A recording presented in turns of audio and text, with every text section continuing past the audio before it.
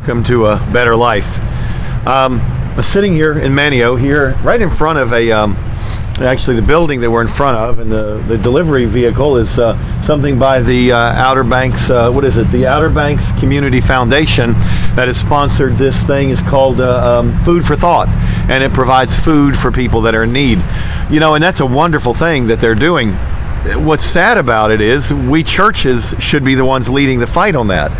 And the final analysis of everything, when we all stand before the Lord one day, and He separates those that are going into heaven to those that aren't, the determining factor is that He's going to separate some and say, "You're going to go with me because when I was hungry, you fed me, and when I was thirsty, you gave me something to drink." And sadly, the very things that are going to be what determines our eternity and our place there are the things we ignore. When I was in prison, you visited me. When I was a stranger, you came to me. Well, when did we see this? And Jesus says, when you've done it unto the least.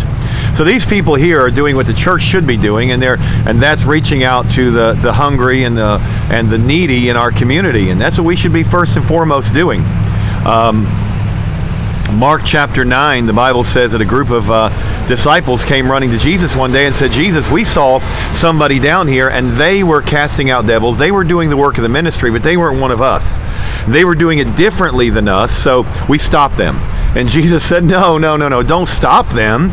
If they're not against us, then they're on our part. They're for us. They're with us. They may not be doing it the same way we're going to be doing it, but they're doing something. And sadly, I need to encourage the churches to do something. But at the same token, we need to remember that there are a lot of ways to reach a community, and we need to be doing something. It's better to do something than doing nothing.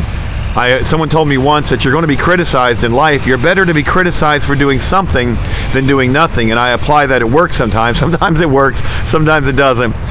Sometimes my boss scratches his head, and sometimes he doesn't. That's okay, because I did something. And I'm wondering today, are we doing something?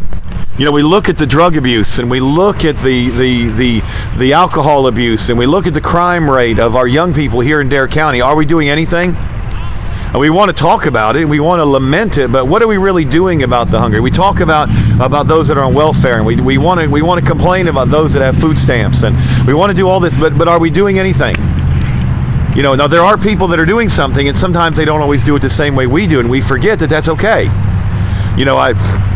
Nearly every morning I stop and I listen to Richard Burris. Richard, I listen to you on what's breezed through the cheese. Now, Richard, I'm going to tell you, I don't think I would always say it the same way you say it, but I think we're going in the same direction. So you know what? If you're not against me, then we're for it. We're for the same thing.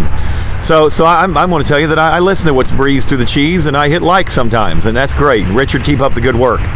On Halloween night, we stopped up here, for instance, at the Source Church. Now, you folks at Source Church, I don't think I would have played the music that you played. But that's okay. You know what? Because you're doing something. And you made a difference in some people's lives. My grandboy, he liked that. He enjoyed that. And so keep up the good work. What I'm encouraging us to do is to realize that we can make a difference, but sometimes we think, I can't do it the way everybody else does it. Well, maybe today you feel like that you're too small and insignificant to make a difference. Well, apparently you've never been in a sleeping bag with a mosquito. Because if you've ever been in a sleeping bag with a mosquito, you know that little things make big things happen. Tommy Barnett says that it's not the message, but it's not the method, but the message is sacred. Sometimes we confuse that. We think the method is the only thing that's sacred. No. Sometimes you got to reach different people. There's a community out here that needs us, folks.